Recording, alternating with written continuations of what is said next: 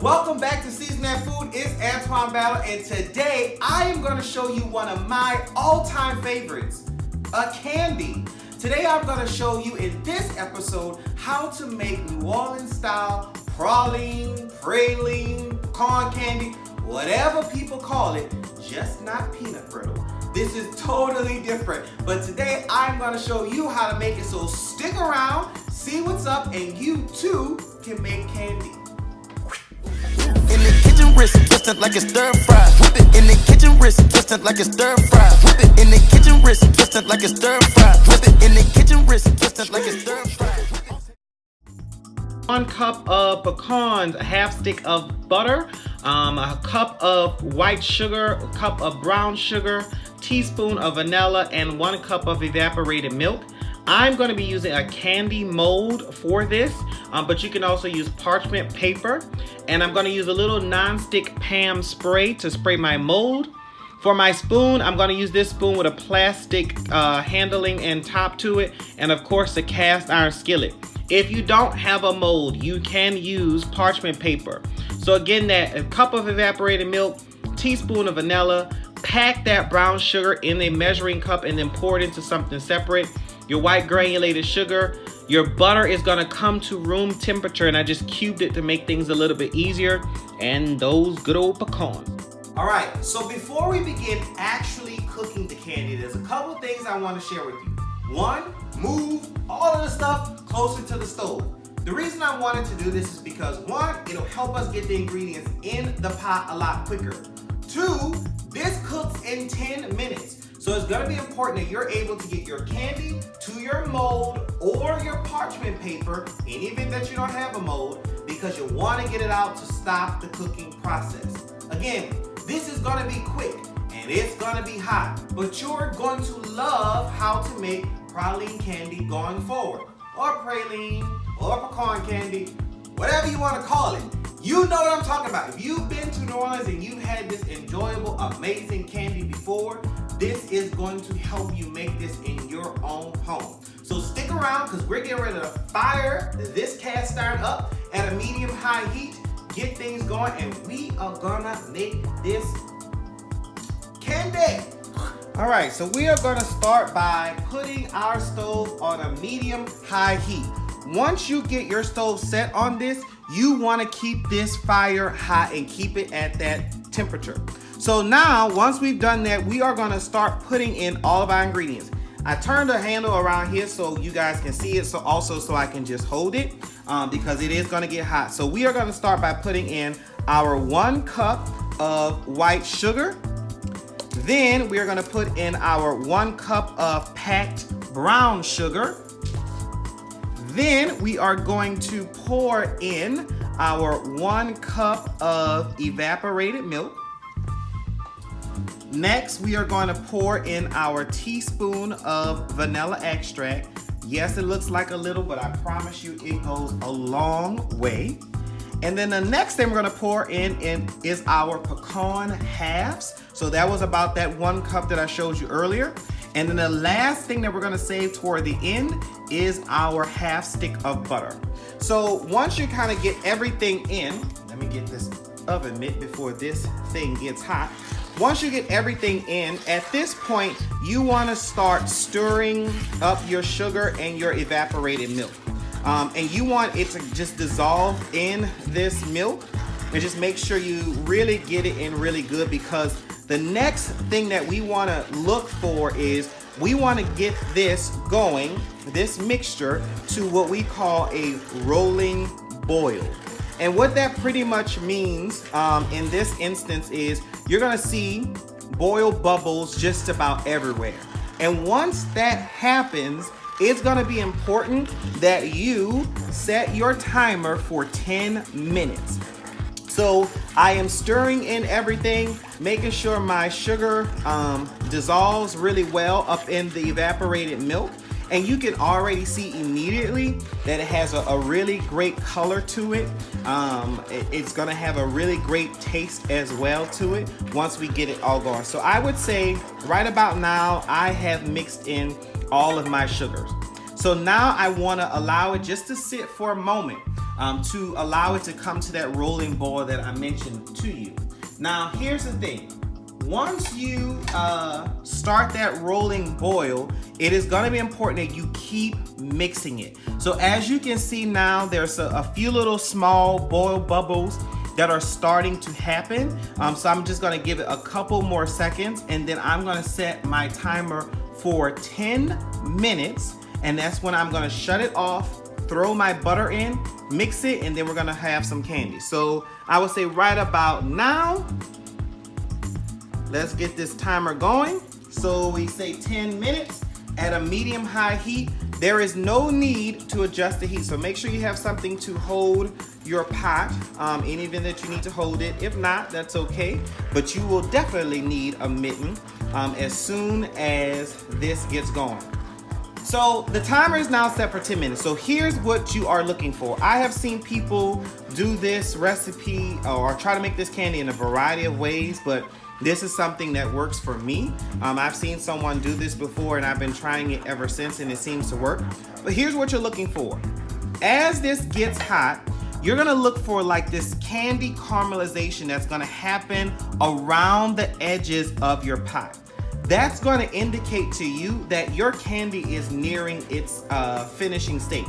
Another thing that you're going to look for as well is you're going to start to drag your spoon through your mixture, and you're going to be able to see your pot a bit more. And what that means is it's coming together. It's forming for you. You are getting ready to make this candy. So we are going to just keep stirring this up, and I'm gonna allow for this to allow the time to happen. So now we're down to 9 minutes. So I'm gonna keep stirring this, keep it going, keep it moving, and let's see what happens.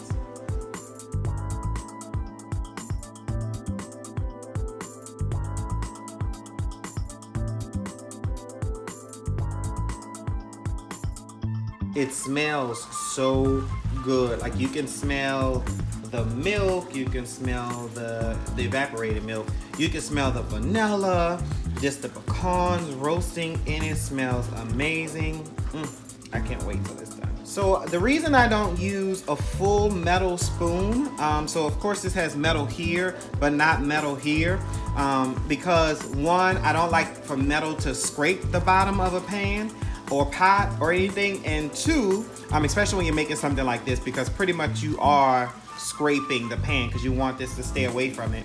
And the other thing too is this doesn't hold heat as if you were to put straight metal in a pan. That's important because if you have something that's gonna get hot like that, then you can also risk over cooking your candy as well. So maybe if you have a spoon that has like a plastic portion to it, or a wooden spoon, that works even better. Like if you have a wooden one, that's even better for this type of cooking. Also, I mentioned to you that I'm saving the butter for the last minute. So this butter all this time has been coming up to room temperature. Why do you do that? The reason that you do that is because if you throw cold butter, so like straight out the fridge, cold butter into this, keep in mind it's going to steam. And if it steams, then you also risk overcooking your candy as well. So just take your butter out, half it, and then cut it up into smaller little chunks so that it's just easier to melt down into your candy.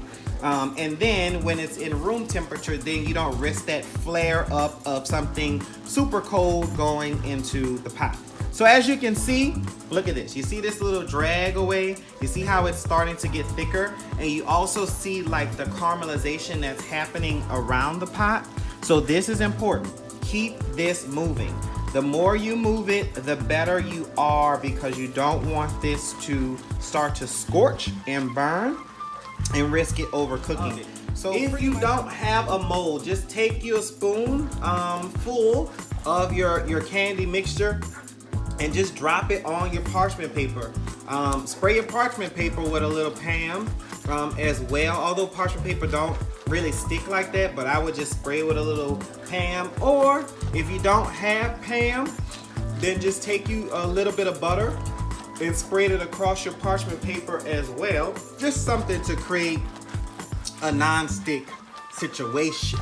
if you will. So again, what we're looking for, you're looking for a little bit of that caramelization around the pan. Let me spin this pan around so you can see this side, so you can see a lot of that crusting up there. That's just your candy forming, right? So it's just letting you know it's nearing its completion or getting done. And you can see it also drawing away from the bottom of your pan. So if you try to do a figure 8 in the pan, you can see that candy pulling away. It looks good. It has a really good color. It smells amazing. And we have about 3 minutes left. So about the 1 minute mark, to be honest with you, I am gonna shut the fire off completely. And that's when I'm gonna go ahead and stir in my butter. So remember, we had the butter on the side here. It's up to room temperature. Although when you drop it in here, it's gonna create a little sizzle, but it's not gonna create as much sizzle as if you threw a cool stick of butter in here. I find when you put cool butter in here, it takes it longer to dissolve in your mixture, and you have to then start stirring it a whole bunch faster so that your candy doesn't stick and mold in your pan. So this is coming along quite well. 2 minutes left. We're just gonna keep moving it around. Get everything you can. The edges. Oh.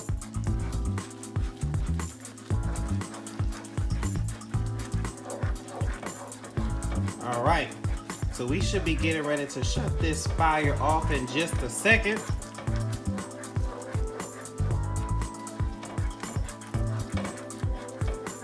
I'm telling you, this is where the magic get ready to happen, right here. So keep it moving. I swear this is the longest 60 seconds ever in life. All right. So the timer is now going, so I threw my mitt over there because I want to hurry up and get my butter mixture in here. This is just going to give it an extra level of richness, okay? So you can see here that you're just mixing it in, allowing the butter to dissolve into your candy mixture. Be careful, because I promise you, this is super duper hot. So the goal, of course, is to have this creamy look, okay? So it's supposed to look like that. If it starts clunking up like super duper fast, then you've overcooked it. So that's why making sure that the temperature is important. It should be silky smooth like this. Get your butter, mix it in, melt it in. And while that's dissolving, I am just gonna go ahead and just start taking this spoon and putting some in my candy mold. So I have it here. You can hear my stove telling me 10 minutes is up. And I promise you, this is not the cutest going in here, but what it makes is going to be simply amazing. So as you can see here, it's still silky looking, right? That's what you want. This gives you the ability to move it around the way you want it to, okay? And be able to drop it into your mold or onto your parchment paper. Now, I like these molds because it gives me pretty nice chunks, but the outside of it is not gonna look the prettiest. I promise you that. But when you pop it out the mold, it's gonna have the perfect shape of your design that you chose or whatever you buy. And now that I got everything out of here, I can shut that noise off. So let me show you what it looks like. Okay, so I have all of my candy mixture into the molds. Now I already told you this is not going to be the cutest. Here's the reason why. Number one, you are hurrying up trying to put this candy into this mold. Number two, it's full of pecan, so it's kind of chunky, right? But I promise you, once this cool and we flip it out of here, it's gonna have the perfect shape. It's okay if you have some that's not perfectly shaped or have the full fleur-de-lis. But the idea is you have some type of mold, but these will come out right. So we're just gonna give this a moment to cool. It will not take long. Then we're gonna pop them out of the mold. Now, if you didn't have your mold, then you can use the parchment paper. Just take your scoop, drop it on there. It doesn't matter the shape of it. This candy does not matter the shape. So if you drop some on your parchment paper and it just come out in a little circle, however you made it, it's original. You made it. So let it come out how it comes out, okay? Okay, so it's been about 5 minutes already, and I just wanted to let it cool just a little bit. And I wanted to flip my mold over, so I got a fresh piece of parchment paper, and I flipped it over, and I'm just shaking my candy out, and voila! Who that? Y'all, it's amazing. So here's what it will look like. I'm gonna let it cool a little bit more, and I'm just gonna move them over to a little platter, so when my guests come over, they can have some. So this is your finished product. I have moved it over to my table and just put it on a little dish, and I will cover it later on. I'm just gonna let them cool off a little bit more. But see, here's what it will look like if you had a mold and you were all worried about the bag. What is it gonna look like? It's just gonna be a chunky praline, pecan candy. Y'all know what I'm talking about. But anyway, try this recipe. I appreciate it, you guys. Thank y'all for stopping by. Thank you for checking out Season That Food. Be sure to like, subscribe, comment, share, tell a friend, phone a friend, whatever you gotta do. But enjoy this candy. Try it out.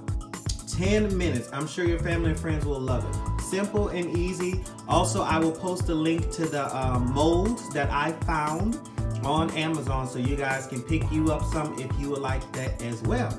All right, see you all next time on Season That Food, baby. In the kitchen, wrist twisted like a stir fry. Whip it in the kitchen, wrist twisted like a stir fry. Whip it in the kitchen, wrist.